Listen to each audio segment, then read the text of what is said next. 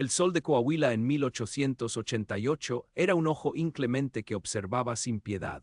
Un sol que no solo abrasaba la tierra árida y abría grietas en los labios resecos de los peones, sino que también calaba hasta los huesos, cociendo la paciencia y gestando la desesperación. Sobre la vasta extensión de miles de hectáreas, la hacienda La Sombra del Toro parecía un espejismo de poder y fortuna, un vergel engañoso levantado sobre el sudor y la miseria de quienes la trabajaban. Su dueño, don Elías de la Vega, era la encarnación misma de esa brutalidad natural, un hombre de hierro forjado en la avaricia.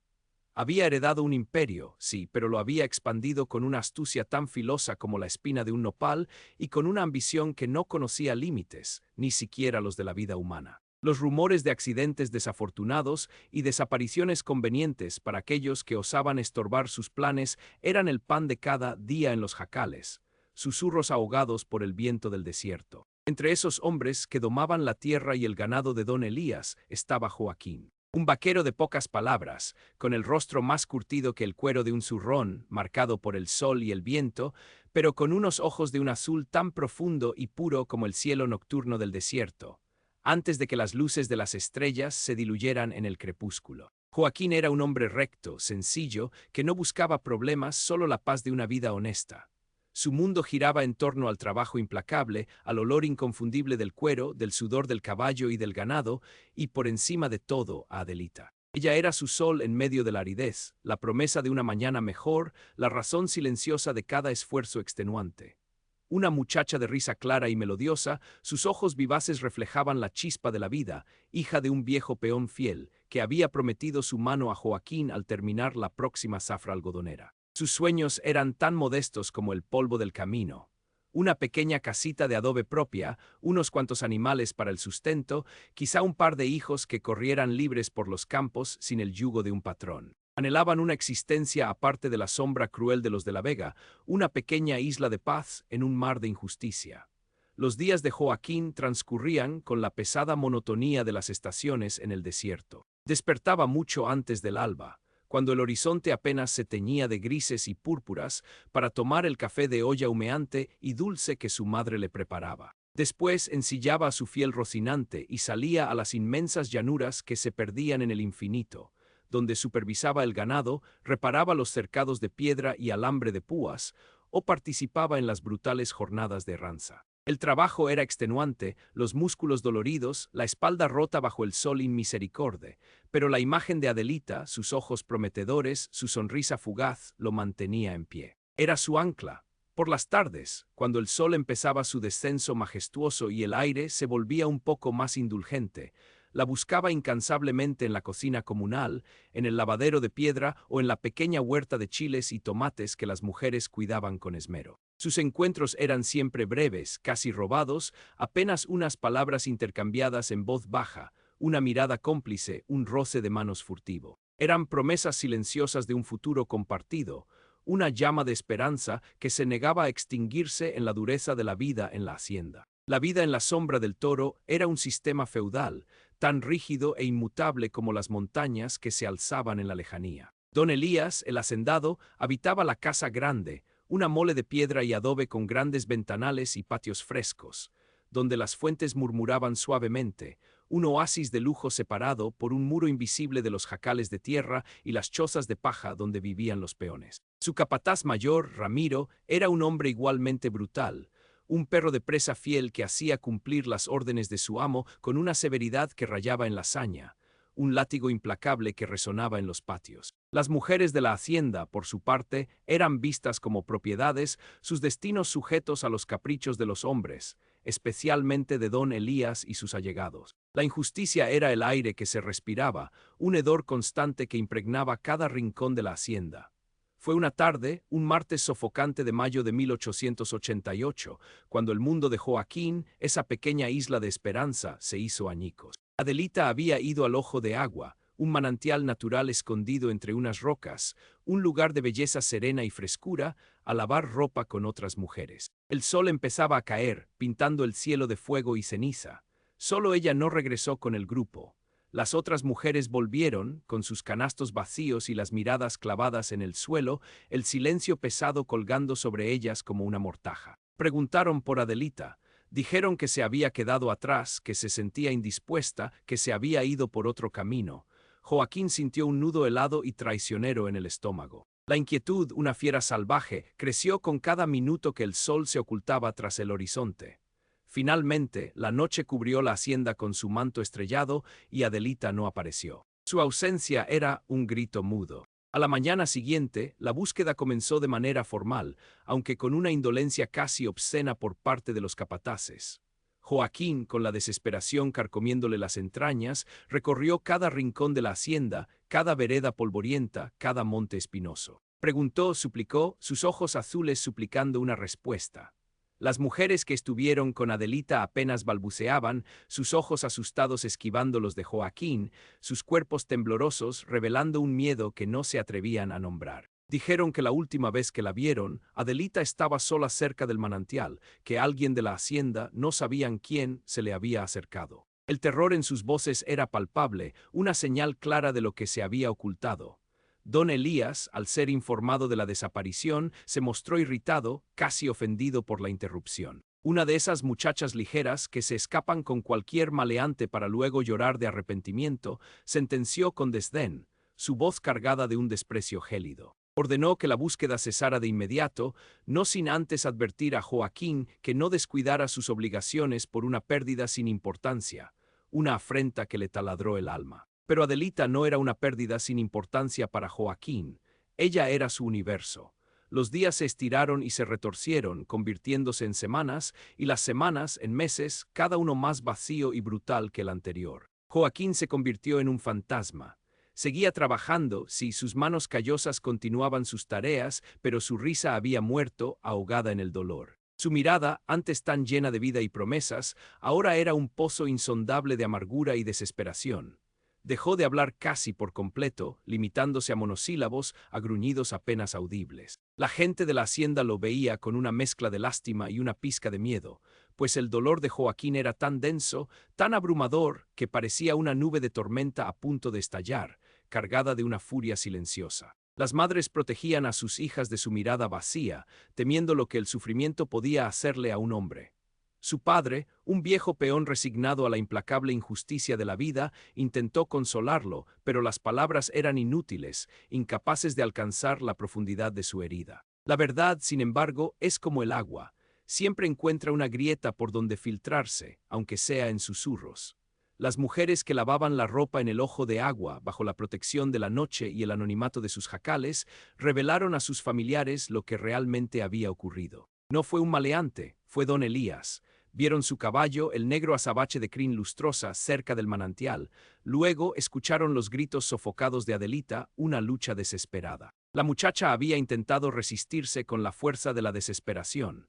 Se habló de un forcejeo brutal, de golpes, de una voz ronca de hombre y luego el silencio. Una de ellas, la más joven y asustadiza, había jurado haber visto a Ramiro, el capataz, con don Elías más tarde esa noche, cargando algo envuelto en un petate grueso, rumbo a un lugar más allá de los límites de la hacienda, en dirección a la sierra. La voz se corrió como pólvora en el aire seco y caliente, pero nadie, absolutamente nadie, se atrevió a confrontar a don Elías.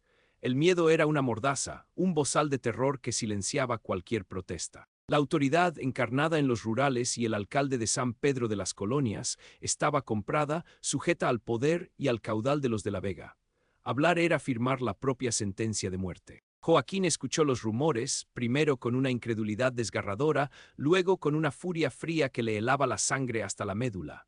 No eran solo rumores. Eran piezas del rompecabezas de su vida destrozada que caían implacablemente en su lugar. La actitud desdeñosa de don Elías, la mirada escurridiza y culpable de Ramiro, el pánico palpable de las mujeres. La imagen de Adelita, viva, riendo, se mezclaba con una visión horrible de ella sufriendo, sola, en las garras del hacendado. Una noche, mientras el resto de la hacienda dormía bajo el manto estrellado, Joaquín se arrastró hasta el ojo de agua. Buscó, escarbó con sus propias manos, con la desesperación febril de un animal herido. Entre las raíces retorcidas de un viejo mezquite centenario, semioculto por la tierra removida y las piedras sueltas, encontró un pequeño relicario de plata que Adelita siempre llevaba al cuello, un regalo de su madre. Estaba roto, su cadena desprendida, manchado de tierra y con lo que parecía ser una mancha oscura, seca, de sangre, No había duda posible. La furia silenciosa de Joaquín se transformó en una promesa solemne y terrible, un juramento de venganza escrito en el barro de su alma. Ya no había luto en su corazón. Había una sed insaciable de justicia, una que las leyes de los hombres, corruptas y serviles, nunca le darían. Había un plan formándose en su mente, lento, meticuloso, implacable como la sequía que azotaba la tierra de Coahuila. Joaquín sabía que no podía enfrentar a don Elías con la fuerza bruta. Sería aplastado sin miramientos, desaparecería sin dejar rastro, devorado por la tierra como Adelita. Su venganza debía ser diferente. Debía ser una que carcomiera a don Elías desde adentro, una que le arrebatara todo lo que valoraba más que la vida misma. Su poder, su fortuna, su prestigio y finalmente, lo más preciado para cualquier hombre, su cordura.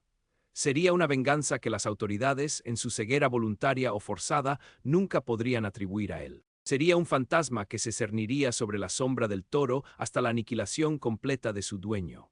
Durante los siguientes meses, Joaquín se convirtió en una sombra más de la hacienda, pero una sombra que observaba con una agudeza terrible, que escuchaba cada rumor, cada conversación, cada alarido. Su mente, antes ocupada en el trabajo y en los sueños con Adelita, ahora se dedicaba por completo a don Elías.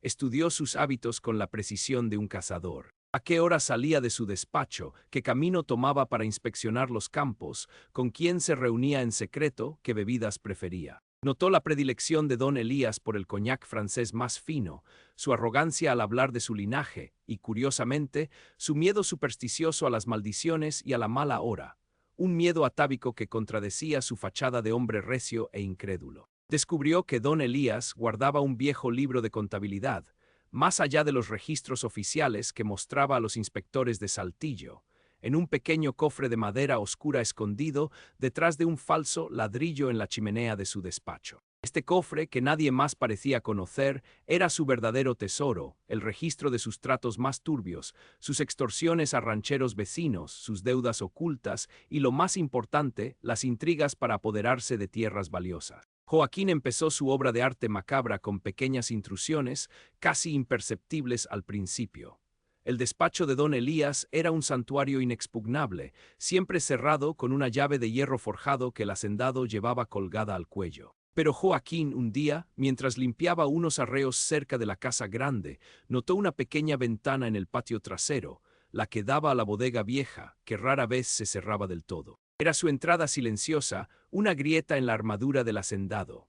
Por las noches, cuando todos dormían profundamente, agotados por la jornada, y solo el canto de los grillos rompía el silencio, Joaquín se colaba. Al principio, solo para sentir el ambiente, para conocer el terreno, para memorizar cada objeto, cada olor.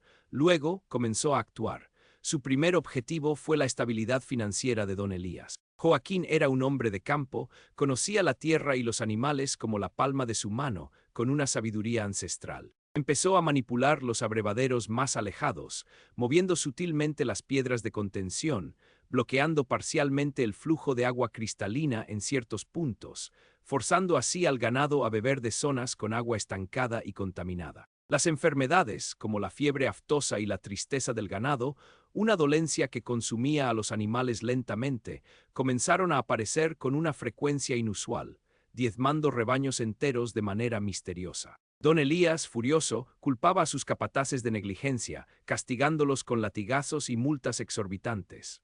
Joaquín observaba, impasible, con sus ojos azules helados, mientras el ganado moría con lentitud agonizante, y con él una parte sustancial de la fortuna del hacendado. Los veterinarios de San Pedro y Saltillo, llamados con urgencia, no encontraban una causa única.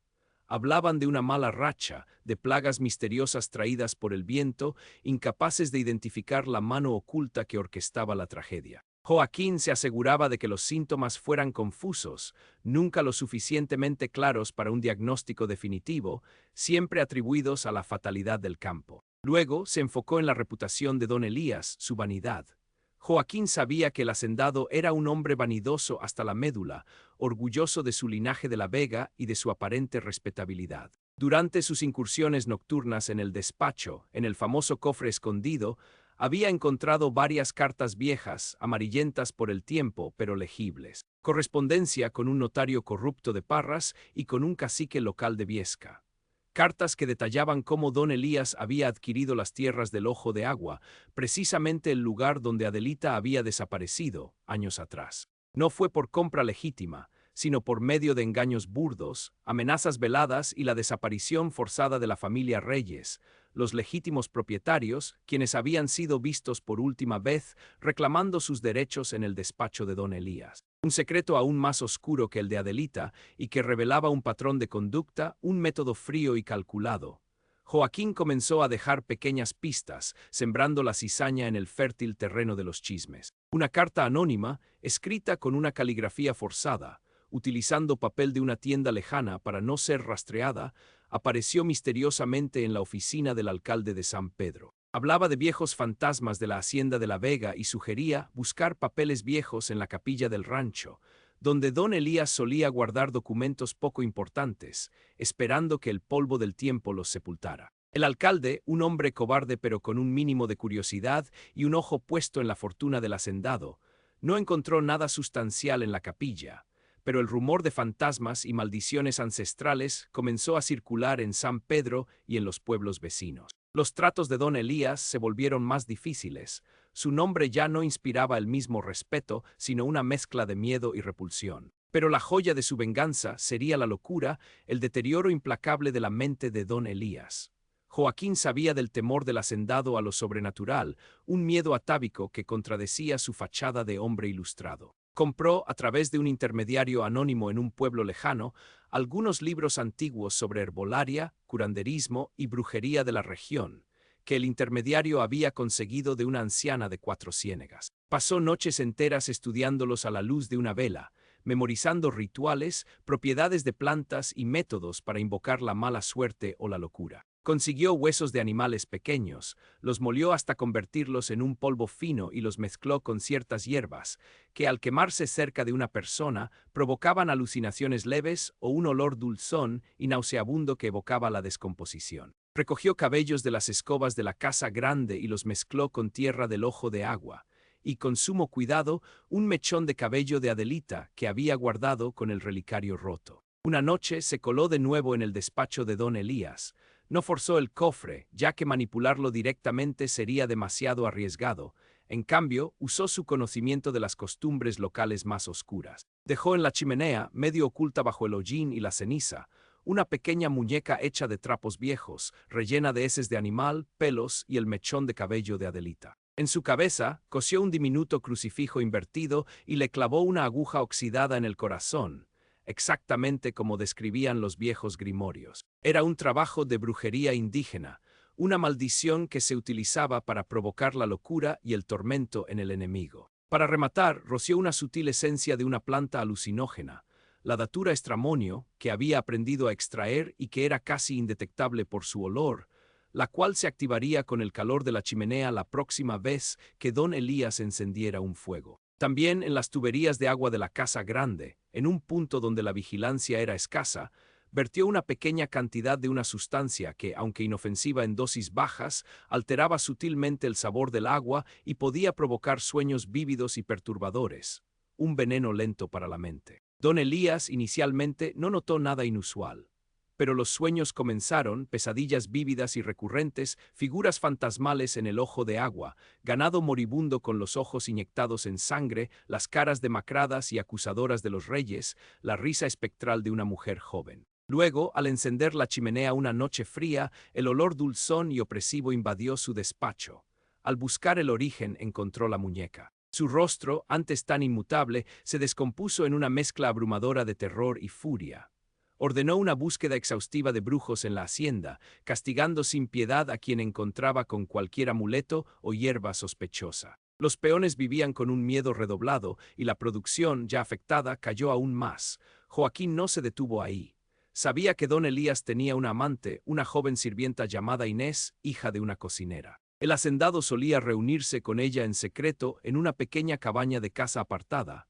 Joaquín aprovechó la situación. Escribió cartas anónimas, imitando la caligrafía forzada de don Elías, que había estudiado en las cartas viejas, donde supuestamente revelaba a Inés que la iba a abandonar sin compasión por una mujer más rica, una hacendada de Parras, con quien había acordado un matrimonio de conveniencia. Al mismo tiempo, dejó otra carta, esta vez en la habitación de la esposa de don Elías, doña Carlota, una mujer de apariencia frágil pero con un carácter férreo, donde se describían los encuentros de don Elías e Inés con detalles íntimos y explícitos. La confrontación en la casa grande fue épica, un estallido de furia y desesperación.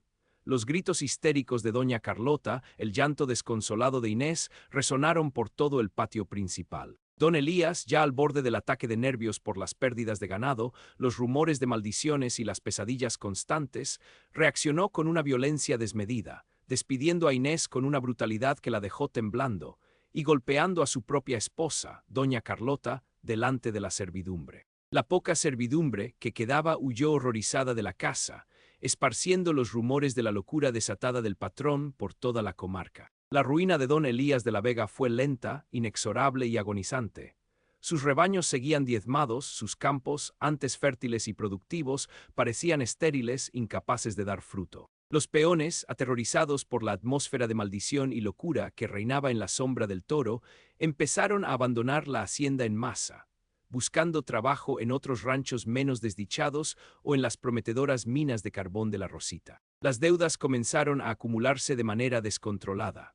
Los bancos de Saltillo, antes tan dispuestos a prestarle dinero a un hombre de su fortuna, ahora dudaban, escuchando con desconfianza los chismorreos sobre la mala suerte y la locura de don Elías. Un día, en un arrebato de paranoia extrema, don Elías, con los ojos inyectados en sangre y la mente obnubilada por las alucinaciones y el miedo, cavó un hoyo frenéticamente en su propio despacho, buscando supuestos tesoros ocultos o contramaldiciones que los salvaran de su tormento. Lo que encontró no fue oro, ni amuletos, sino el cofre de madera que Joaquín había evitado manipular directamente.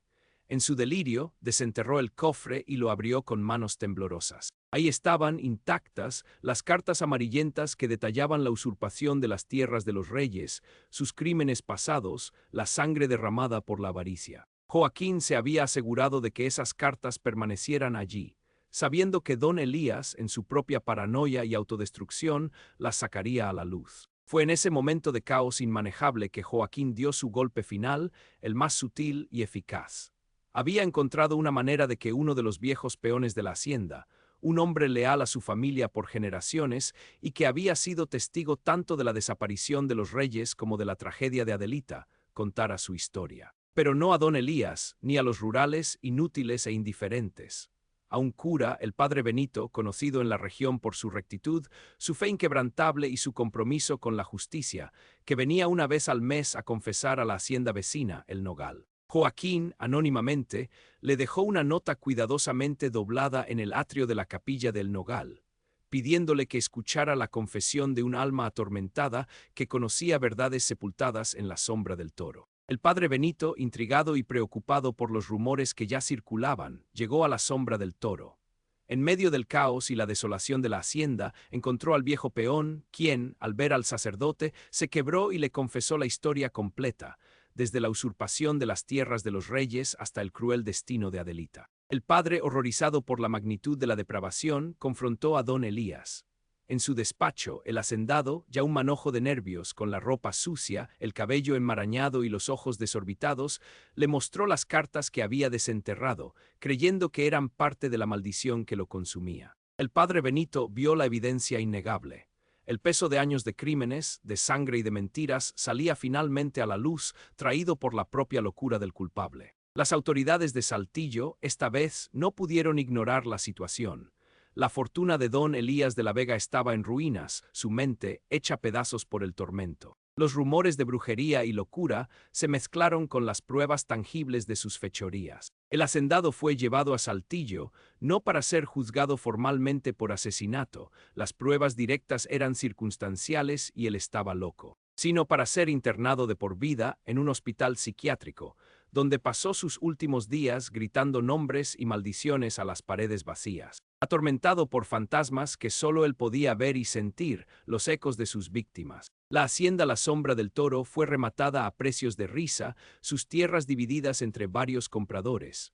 Su nombre fue arrastrado por el fango, su linaje manchado por la infamia. Joaquín se quedó en Coahuila, un hombre de pocas palabras, con su rostro curtido, pero con una quietud en sus ojos que antes no existía, una paz gélida. Nunca se casó. Nunca volvió a reír con la misma alegría desenfadada. El secreto de Adelita y los reyes fue revelado por la locura desatada de don Elías y las pruebas encontradas en su propio delirio, nunca por una investigación oficial transparente. Las autoridades lo achacaron a la bancarrota y a la enfermedad mental del hacendado, una excusa conveniente para no profundizar en la corrupción. Joaquín, el instrumento silencioso y macabro de esa justicia de sombra, se perdió entre la multitud de peones anónimos, un fantasma que había vengado a los suyos sin levantar un solo dedo en público, sin una sola acusación. Su venganza fue una sombra que se extendió, lenta e implacable, hasta devorar el alma de su enemigo, un secreto espantoso que la tierra de Coahuila guardó celosamente en sus entrañas, y que las autoridades, en su ceguera o complicidad, nunca desenterraron por completo. Solo la tierra, el viento y Joaquín conocían la verdad abismal y completa detrás de la ruina de don Elías de la Vega. La hacienda, ahora dividida y desolada, quedó como un monumento a los secretos que la gente se esfuerza por enterrar, pero que el tiempo y un corazón destrozado siempre encuentran la forma de exhumar.